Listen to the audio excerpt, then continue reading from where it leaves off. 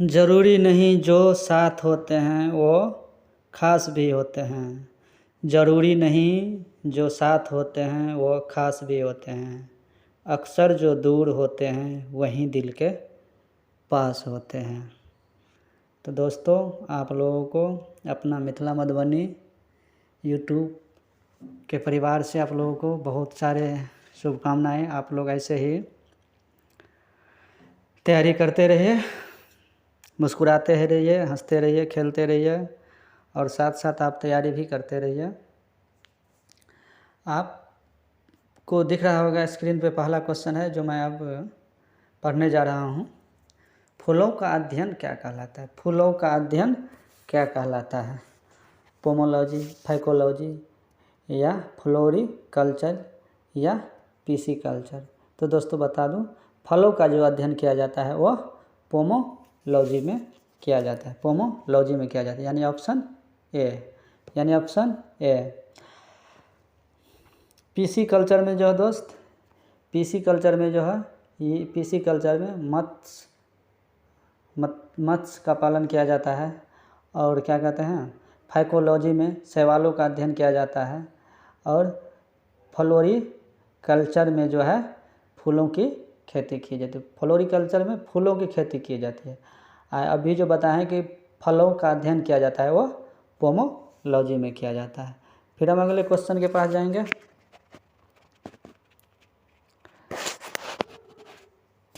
Power house of cell किसे कहा जाता है? पावर हाउस ऑफ सेल किसे कहा जाता है? लाइसोसोम को, राइबोसोम को, माइटोकॉन्ड्रिया को, या इनमें से कोई नहीं? तो दोस्तों मैं बता दूं कि पावर हाउस ऑफ सेल जो है माइटोकॉन्ड्रिया को कहा जाता है, यानी ऑप्शन सी। फिर अगले क्वेश्चन पे जाएंगे। और जो हमारे YouTube चैनल को सब्सक्राइब नहीं किए हैं वो सब्सक्राइब कर दें और बेल आइकन को दबा दें। वीडियो अच्छा लगे तो उसको लाइक कर दें, शेयर कर दें अपने दोस्तों के साथ। मानव शरीर में अमीनो अम्ल कितने पाए जाते हैं? मानव शरीर में जो है अमीनो अम्ल कितने पाए जाते हैं? 22, 21, 10 या 20? तो दोस्तों मैं बता दूं, मानव शरीर में 20 अमीनो अम्ल पाए जाते हैं, यानी इसका ऑप्शन क्या हो जाएगा? ऑप्शन डी हो जाएगा। अमीनो अम्ल कितने पाए जाते हैं? 20। फिर अगले क्वेश्चन के पास जाएंगे।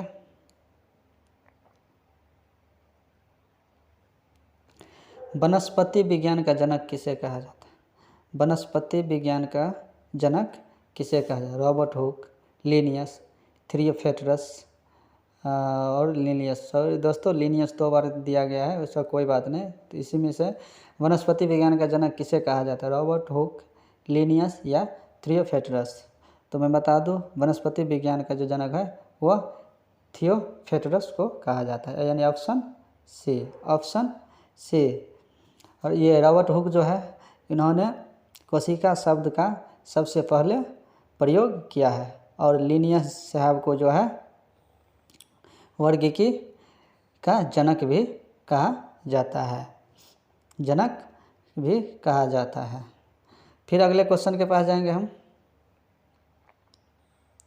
निम्नलिखित में से कोशिका भित्ति निम्नलिखित में किस में कोशिका भित्ति पाया जाता है? निम्नलिखित में से किस में कोशिका भित्ति पाया जाता है? पादप कोशिका, जंतु कोशिका या दोनों? इनमें से कोई नहीं। तो मैं बता दूं दोस्तों, कोशिका भित्ति सिर्फ पादप कोशिका में पाया जाता है, ऑप्शन ए। फिर अगले क्वेश्चन के पास जाएंगे। कपास, भिंडी, गुड़हल किस कुल का पौधा है? रोजेसी, सोलेनेसी, मालवेसी या कंपोजिट? तो दोस्तों बता दूं, तो ये कपास, भिंडी, गुड़हल जो है ये मालवेसी कुल का पौधा है, यानी ऑप्शन सी। ये रोजेसी है, इसमें सेब आता है। सोलेनेसी में आलू, मिर्च, बैंगन आता है। यह कंपोजिटिव में जो है ये गेंदा, इसमें कंपोजिटिव में गेंदा आता है। गेंदा सूरजमुखी आता है कंपोजिटिव में। तो कपास, भिंडी, गुड़हल जो है ये मालवेसी कुल में आता है, यानी ऑप्शन सी। फिर अगले क्वेश्चन पे जाएंगे। टक्कर से पहले और बाद का संवेग बराबर होता है। यह किसका उदाहरण है?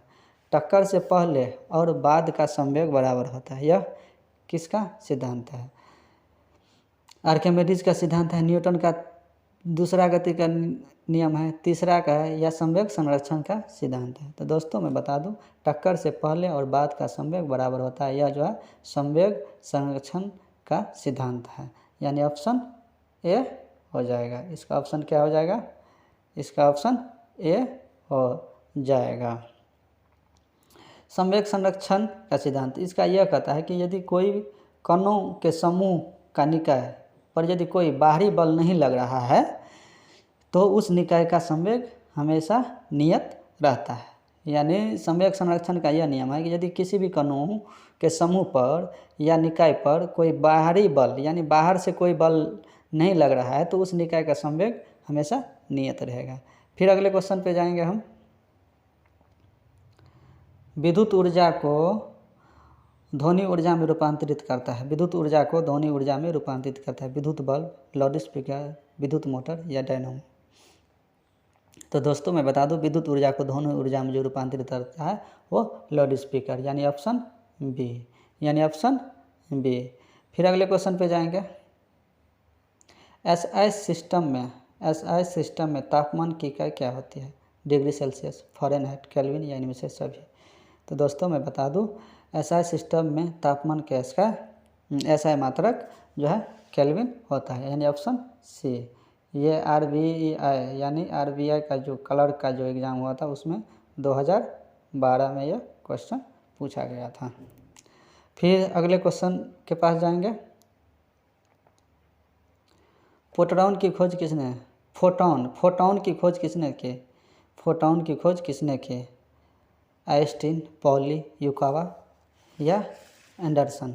तो मैं दोस्तों बता दूं, ये फोटॉन की खोज जो है आइंस्टीन साहब ने की थी, यानी ऑप्शन ए, यानी ऑप्शन ए। फोटॉन की खोज किसने की थी? आइंस्टीन साहब ने। फिर अगले क्वेश्चन के पास जाएंगे। गैस का दाब मापने में किसका प्रयोग किया जाता है? गैस का दाब जो है मापने में किसका प्रयोग किया जाता है? हाइड्रोमीटर, हाइड्रोफोन, मैनोमीटर या मेगाफोन। तो दोस्तों मैं बता दूं, गैस का दाब मापने के लिए जो प्रयोग किया जाता है वो मैनोमीटर का प्रयोग किया जाता है, यानी ऑप्शन सी, यानी ऑप्शन सी, यानी ऑप्शन सी। हाइड्रोफोन यानी हाइड्रोफोन का जो प्रयोग किया जाता है वो पानी के अंदर ध्वनि तरंगों की गणना किया, हाइड्रोफोन का प्रयोग। और क्या कहते हैं, हाइग्रोमीटर से जो है ये अपेक्षिक घनत्व मापा जाता है। हाइड्रोमीटर से अपेक्षिक घनत्व मापा जाता है। और मेगाफोन से ध्वनि को दूर स्थान पर ले जाया जाता है। ये मेगाफोन जो है ये ध्वनि को दूर स्थान पर ले जाया जाता है। लेकिन गैस का दाब मापने में किसका प्रयोग किया जाता है? तो इसका ऑप्शन हो जाएगा मैनोमीटर, यानी ऑप्शन सी। फिर अगले क्वेश्चन के पास जाएंगे। क्यूप्राइट्स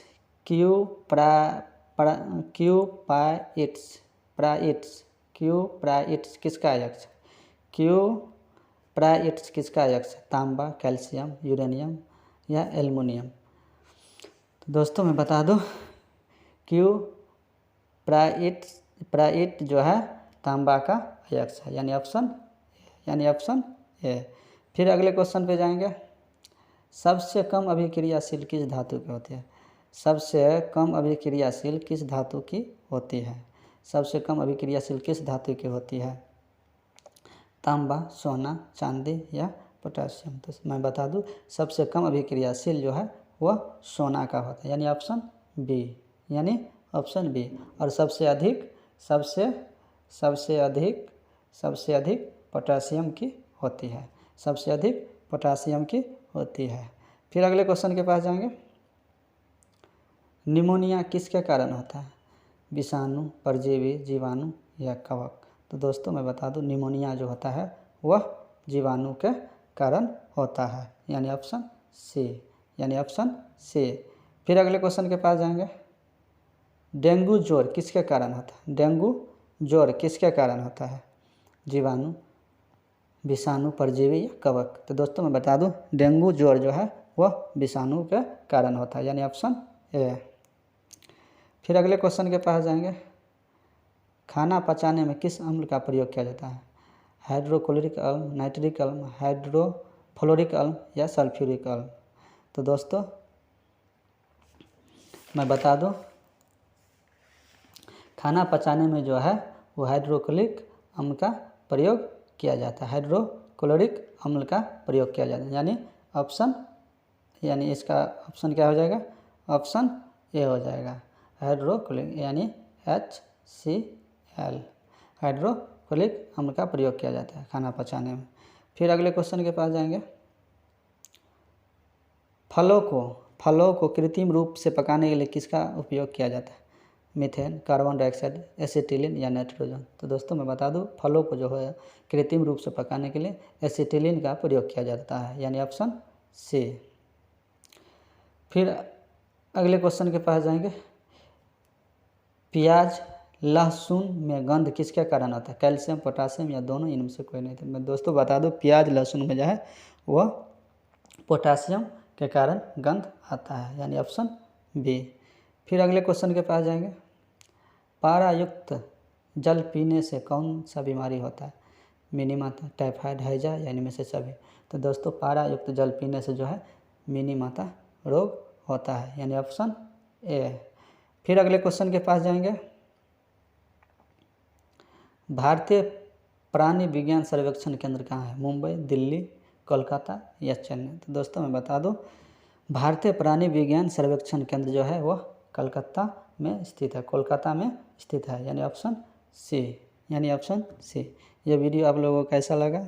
लाइक कीजिएगा, शेयर कीजिएगा, और कोई यदि त्रुटि हुआ हो इस वीडियो में तो आप लोग कमेंट करके मुझे बताइएगा। धन्यवाद।